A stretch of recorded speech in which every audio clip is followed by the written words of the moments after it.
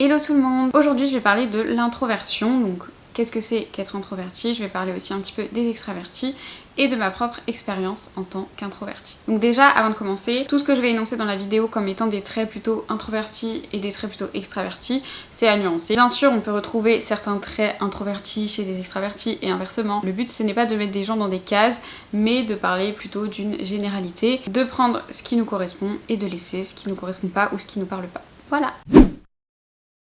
Donc déjà, c'est quoi être introverti et c'est quoi être extraverti? Les introvertis, ce sont plutôt des personnes qui vont recharger leur énergie, qui vont se ressourcer lorsqu'elles sont seules. Ce sont des personnes qui vont en général préférer des environnements qui sont calmes et moins stimulants. Ils ont besoin de moments de solitude pour se recentrer, se reposer, réfléchir, se perdre dans leurs pensées. Les introvertis apprécient en général plutôt les interactions sociales avec un petit groupe de personnes et ils peuvent vite se sentir épuisés lorsqu'ils ont des interactions sociales qui sont prolongées ou avec un grand nombre de personnes. Les extravertis, eux, ils vont plutôt tirer leur énergie des interactions sociales. Ils vont aimer les environnements stimulants et ils vont se recharger lorsqu'ils sont en contact d'autres personnes. Donc voilà pour ma définition de ce qu'est un introverti et un extraverti. Il y a plusieurs définitions possibles et bien sûr, il peut y avoir des choses qui ne vous correspondent pas et c'est totalement ok. Donc après, il existe sur le spectre de l'introversion et de l'extraversion également les ambivertis. Donc ce sont des personnes qui vont se retrouver à la fois dans des traits introvertis et extravertis et qui vont être capables de s'adapter à une situation et à leur environnement. Les ambivertis arrivent à trouver un équilibre entre les moments de solitude et les interactions sociales et ils s'y plaisent comme ça. Deux personnes qui sont introverties et deux personnes qui sont extraverties peuvent se trouver à différents endroits du spectre. Donc on peut être deux personnes introverties mais ne pas se retrouver exactement dans les mêmes traits en fonction de où on est sur le spectre de l'introversion. Et pareil pour deux personnes extraverties et quelque part tant mieux, c'est ça qui fait la diversité. Bien sûr, être introverti, ça ne veut pas dire être asocial. Les introvertis peuvent apprécier les interactions sociales. C'est juste que souvent, ça va être plutôt en petit comité et avec des conversations plus profondes, si on peut dire ça comme ça. Ils vont pas forcément aimer les small talk, juste rencontrer quelqu'un comme ça à une soirée, lui parler 2 minutes de manière superficielle, sans rentrer vraiment dans les détails de la personne pour apprendre mieux à la connaître. Et bien sûr, une personne extravertie peut apprécier les moments de solitude, la réflexion et la tranquillité. Moi je suis personnellement une personne introvertie, donc je vais plutôt parler de l'introversion. Donc déjà il faut savoir que le terme introverti, je ne le connaissais pas quand j'étais jeune. Je savais ce que c'était qu'être extraverti, mais je ne savais même pas ou je ne m'étais pas posé la question qu'il y avait un contraire qui était donc introverti. C'est vrai qu'on est plutôt une société extravertie, donc pour moi la normalité c'était vraiment être extraverti, aimer sortir, et le fait que j'aimais pas sortir, je pensais que ça faisait de moi quelqu'un de bizarre, qui n'était pas normal et qui devait donc se conformer à ça. J'ai aussi appris que être introverti et être timide, c'est vraiment deux choses complètement différentes. Malheureusement, dans la définition de timidité, on peut encore retrouver le mot introverti et je trouve que c'est dommage. La timidité, c'est quand on va avoir peur, quand on est confronté à des interactions sociales ou à certaines situations. On va avoir peur du regard de l'autre de manière vraiment amplifiée en général, puisque bon, tout le monde peut porter attention au regard des autres à un certain moment, dans certaines situations. Et quand on est timide, ça va être vraiment une très grande majorité du temps et pour beaucoup de situations. Donc quand on est timide, on peut être anxieux et on est souvent mal à l'aise quand on doit interagir avec d'autres personnes. Les introvertis, eux, ils peuvent être totalement à l'aise avec d'autres personnes, mais préférer, comme je disais, les interactions sociales en petit comité parce que sinon ça va leur prendre trop d'énergie. Mais ça ne veut pas dire qu'ils sont timides ou qu'ils vont être anxieux lorsqu'ils vont parler à d'autres personnes. Donc moi personnellement j'étais très timide quand j'étais jeune, j'avais vraiment très peur du regard des autres, je n'aimais pas du tout parler à l'oral et quand je parlais à l'oral je devenais toute rouge donc j'étais encore plus mal à l'aise et je voulais le cacher et j'y arrivais pas et les gens me faisaient remarquer « Ah t'es rouge !» sans blague. J'avais énormément de mal à être moi-même, à parler à d'autres personnes, je me demandais toujours ce qu'on allait penser de moi et d'ailleurs j'essayais vraiment de me fondre dans la masse, je préférais que les gens n'aient pas d'avis sur moi plutôt qu'ils aient un avis négatif. Je voulais me faire la plus discrète possible pour qu'on pense le moins possible à moi. Donc en vrai c'est assez triste avec du recul. J'avais toujours peur de me tromper, d'avoir honte et d'ailleurs sur mes bulletins scolaires je pense comme beaucoup il y avait écrit qu'il fallait que je participe plus à l'oral. D'ailleurs je trouve ça dommage, j'ai l'impression que sur les bulletins scolaires on va beaucoup mettre en avant le négatif, ce qu'il faut améliorer. Ok c'est bien de vouloir faire évoluer une personne mais je pense que c'est mieux de se concentrer sur le positif et moi j'en avais marre de voir sur mes bulletins dans toutes les matières ne participe pas assez à l'oral. Il y en a qui vont être plus à l'aise à l'oral et c'est complètement ok et d'autres plus à l'aise à l'écrit et pour moi c'est complètement ok et c'est pas parce qu'on est au top dans les deux trucs à l'écrit et à l'oral qu'on va pas réussir sa vie. Donc ça c'est quelque chose qui m'énerve avec du recul. Après bien sûr ce n'est que mon avis mais je pense que c'est bien de vouloir faire évoluer une personne mais c'est mieux de se concentrer sur le positif et sur les qualités qu'a la personne. Donc comme je disais un peu plus tôt, j'avais l'impression d'être bizarre, de pas être normale parce que j'aimais pas aller en boîte. J'avais l'impression de ne pas profiter, donc il y avait beaucoup cette notion. J'avais peur de manquer quelque chose, de passer à côté de quelque chose, alors qu'en fait ça n'a rien à voir. On peut très bien profiter de différentes manières. Tant qu'on fait quelque chose qu'on aime, et bah c'est le principal. Donc personnellement, je vais profiter de différentes manières. J'aime beaucoup aller voir des amis en petit comité, de faire une soirée entre amis, de discuter pendant des heures. C'est vrai que mes amis n'habitent pas forcément à côté de chez moi. Avec mon copain, on aime bien se faire des petits week-ends chez des amis, mais après on est très content de rentrer chez nous et puis retrouver notre petite routine. Et d'ailleurs l'année dernière, on a été invité à un anniversaire. C'était l'anniversaire d'une amie au meilleur ami de mon copain qui est lui son meilleur ami extraverti. Et donc on était invité à un anniversaire dans une très grande maison où il y avait plein de chambres, il y avait une piscine, on pouvait dormir sur place et je pense qu'il y avait peut-être 60 personnes à peu près. Et c'est vrai que bon, on n'a pas passé la meilleure soirée de notre vie parce que c'est pas ce qu'on préfère.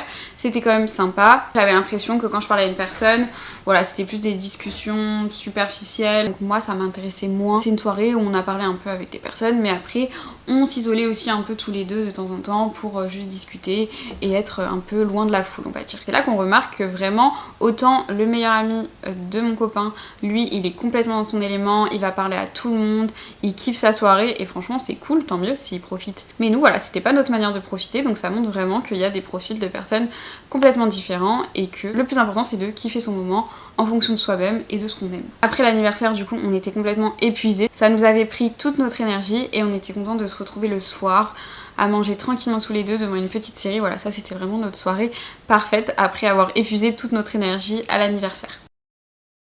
J'ai remarqué que j'étais une personne très bavarde. Ça m'a un peu surprise parce que autant comme je disais à l'école, je ne parlais pas du tout, j'avais du mal à avoir des amis, je n'étais pas vraiment moi-même en fait. Je me conformais beaucoup aux autres donc j'osais pas forcément montrer ma vraie personnalité. Je manquais énormément de confiance et d'estime de moi quand j'étais jeune. Donc j'ai remarqué que quand je suis avec une personne, je peux discuter vraiment pendant des heures.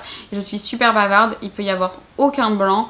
J'ai envie de parler et en fait voilà, c'est vraiment en fonction de la situation. Quand je suis avec quelqu'un de mon entourage que je connais bien ou que je suis avec quelqu'un avec qui ça va matcher très vite et avec qui je vais pouvoir avoir une discussion donc plus profonde, et bah je vais pouvoir parler pendant des heures. Par contre quand je suis avec quelqu'un avec qui ça matche pas forcément dès le début parce que bon, on peut pas avoir des affinités avec tout le monde, ou que je suis avec un trop grand nombre de personnes, je vais plus avoir tendance à m'effacer et à pas trop discuter.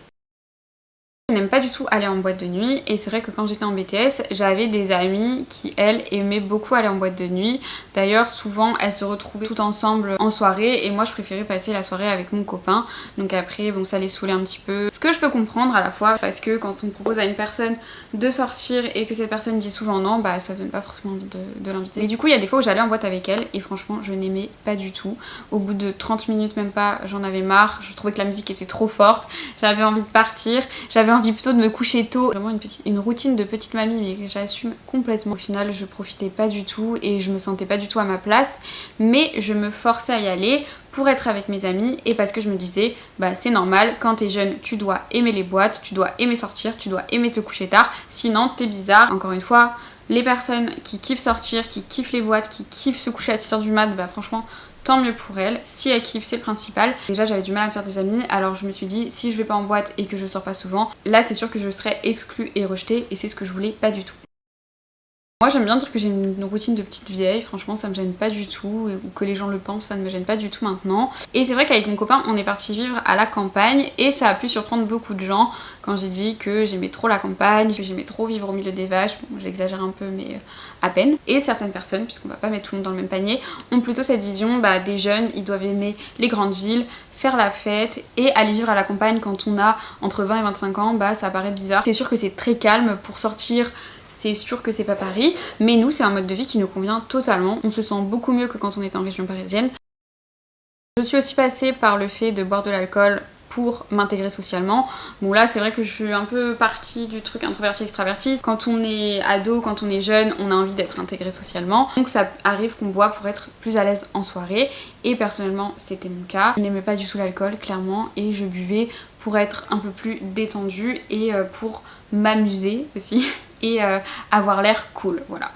Bien sûr, ce n'est pas un exemple à suivre et maintenant je ne me force plus à boire de l'alcool, mais comme je disais, quand on est jeune, on a envie de s'intégrer, on n'a pas envie d'être rejeté et du coup on fait des choses qu'on n'a pas forcément envie de faire et d'ailleurs c'est vraiment dommage. Heureusement ça je l'ai pas fait longtemps parce que j'aimais vraiment pas le goût de l'alcool et en plus 2 fois j'ai bu de l'alcool et ça aurait pu mal finir, ça m'a un peu vaccinée de l'alcool et tant mieux, mais c'est dommage d'avoir dû en arriver là pour se dire bon bah voilà, si je t'aime pas, n'en bois pas. En fait je ne connaissais pas mes limites donc je buvais, je me disais ça va me détendre, ça va me permettre de m'amuser, d'être cool, de faire la fête avec tout le monde, mais au final bah ça finissait mal. Le mieux c'est de ne pas en arriver là, mais quand on est jeune, toujours cette envie et ce besoin d'être accepté socialement.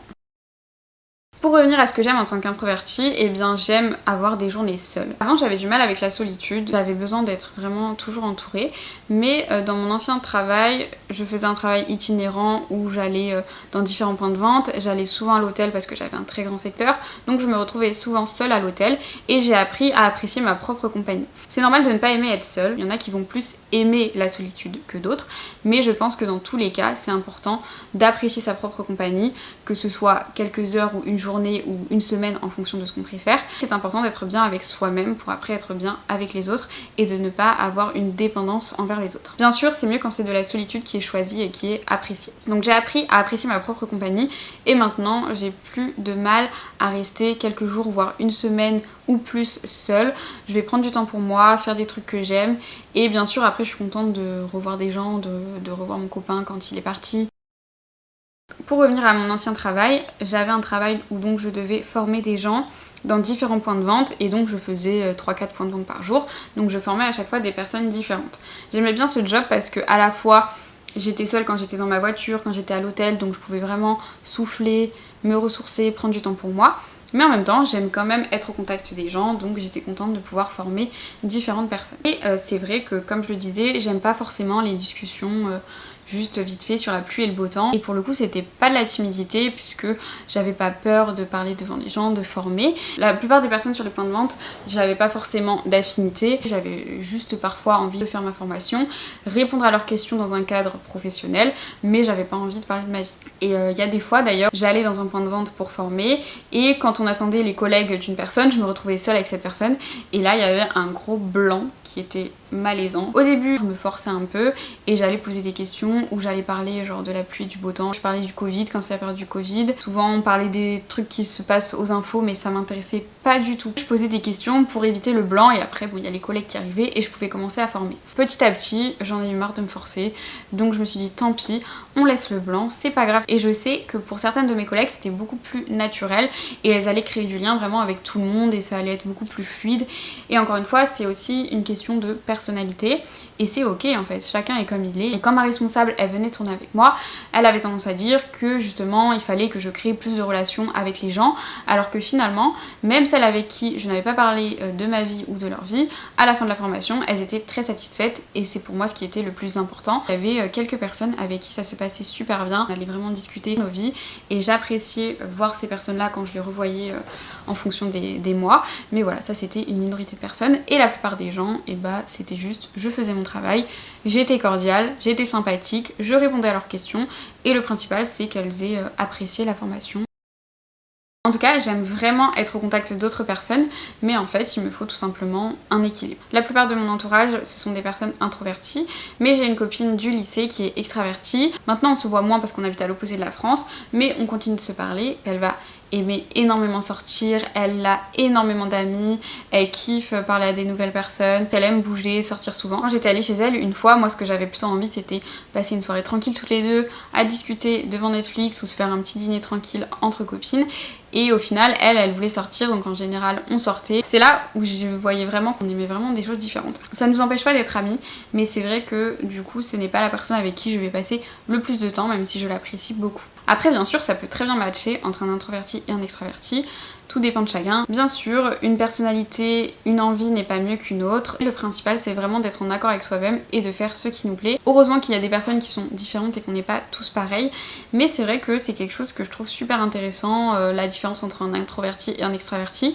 D'ailleurs, si vous êtes introverti ou même extraverti mais que vous voulez en apprendre plus sur l'introversion, je vous conseille le compte Instagram Gang Introverti que j'ai découvert il y a quelques temps et franchement ça m'apprend plein de trucs et je trouve que ça permet de déculpabiliser sur surtout quand on est introverti et qu'on avait l'impression comme moi qu'on n'était pas normal. Ce compte il m'a vraiment aidé à accepter mon introversion, à accepter ma personnalité. Le fait d'avoir compris ce qu'était l'introversion et de l'accepter, ça m'a permis justement d'arrêter d'être une personne que je n'étais pas pour faire plaisir aux autres ou pour me conformer ou pour donner une image de moi qui reflèterait bien pour les autres. Et voilà, du coup je me sens beaucoup mieux aujourd'hui comme ça. Je n'ai plus honte de dire que je n'aime pas sortir et ça fait vraiment du bien de s'accepter comme on est. Après comme je disais, ça peut être difficile quand on est jeune, où on a vraiment envie plutôt de se conformer pour être accepté, mais c'est super important d'accepter qui on est, et si les autres ne le comprennent pas, et bah tant pis pour eux. Donc voilà pour cette discussion, réflexion qui est partie un peu dans tous les sens sur l'introversion. J'espère que la vidéo vous aura plu, n'hésitez pas à me dire ce que vous en pensez, à me partager vos réflexions dans les commentaires, et puis moi je vous dis à bientôt pour une prochaine vidéo. Ciao!